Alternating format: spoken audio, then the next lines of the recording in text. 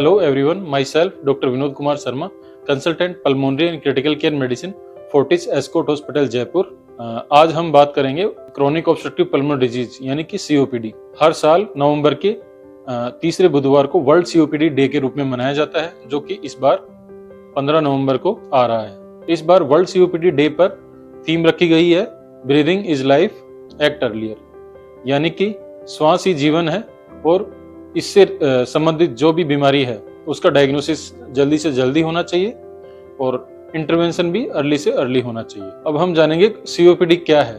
Chronic obstructive pulmonary disease फेफड़ों की एक क्रोनिक इन्फ्लेमेटरी डिजीज है, जिसमें कि श्वास का फ्लो ऑब्स्ट्रक्ट हो जाता है, श्वास के फ्लो में रुकावट होने लगती है।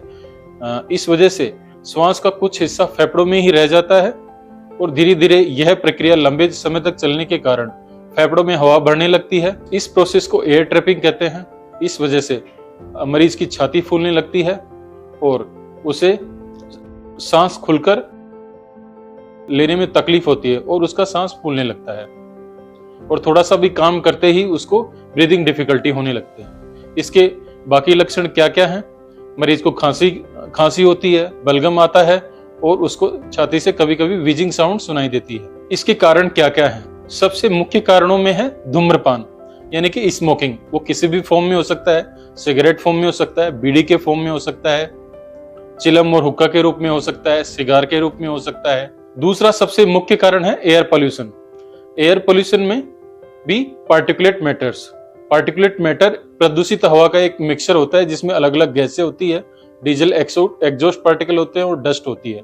ये दो तरह के होते हैं, PM10 एंड PM2.5 साइज के अकॉर्डिंग। सबसे जो खतरनाक होता है वो PM2.5 होता है।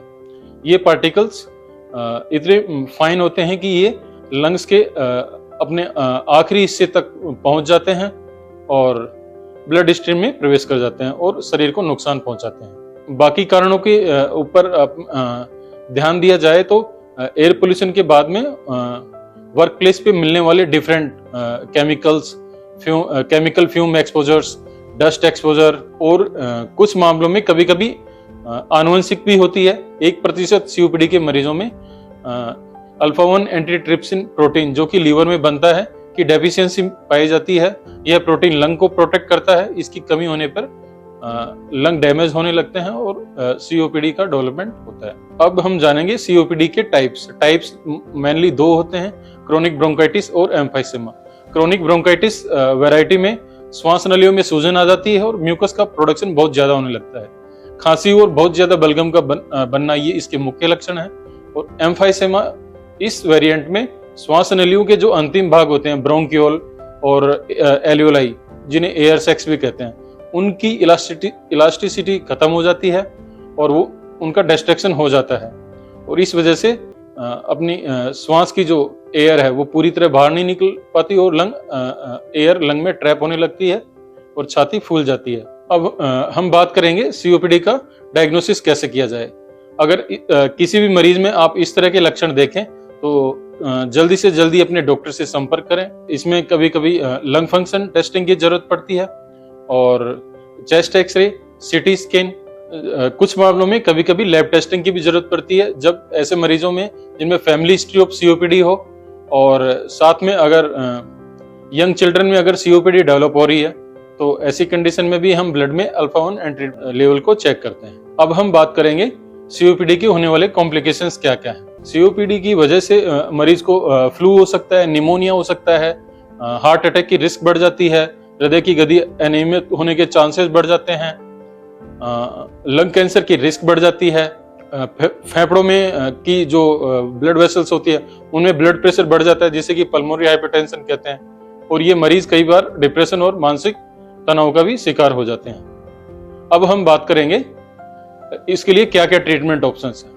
ट्रीटमेंट ऑप्शंस में एसेंशियल स्टेप है वो है स्मोकिंग को स्टॉप करना, स्मोकिंग को क्विट करना। जल्दी से जल्दी स्मोकिंग को क्विट करना भी एक आसान इजी टास्क नहीं है।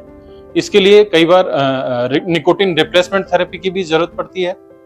और दवाइयों की बात करें तो मरीज को शुरुआती अवस्था में इनहेल्ड फॉर्म में ब्रोंकोडायलेटर्स दिए जाते हैं और अगर ब्रोंकोडायलेटर से भी ठीक नहीं हो रहा है तो कभी उसको इनहेल्ड फॉर्म में स्टेरॉइड्स दिए जाते हैं। और जिन मरीजों में अगर समस्या ज्यादा होती है, जिनमें हॉस्पिटलाइजेशन की जरूरत पड़ती है या फिर सिम्टम्स कभी कभी बीच बीच में बढ़ जाते हैं, इन एपिसोड्स को अपन एक्साजर्बेशंस कहते हैं।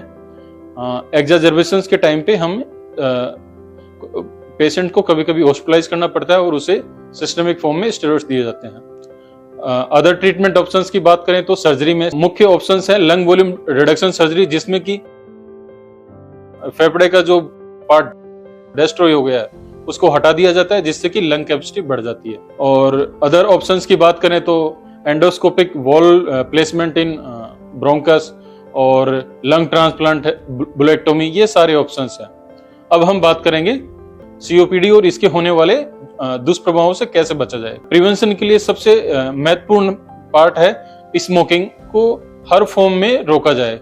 जो पर्सन्स स्मोकिंग कर रहे हैं उनको इसे क्विट करने के लिए उनको इंस्पायर करें, उनको टबैको सिजेशन प्रोग्राम में पार्ट करने के लिए प्रेरित करें, बच्चों के सामने स्मोकिंग ना करें, रेगुलर अपना फ्लू वैक्सीनेशन और रेगुलर निमोकोकल वैक्सीनेशन करवाएं। वर्क प्लेस पे होने वाले जो एक्सपोजर है, डस्ट एक्सपोजर है, केमिकल एक्सपोजर है, उन सबसे बचें। धन्यवाद।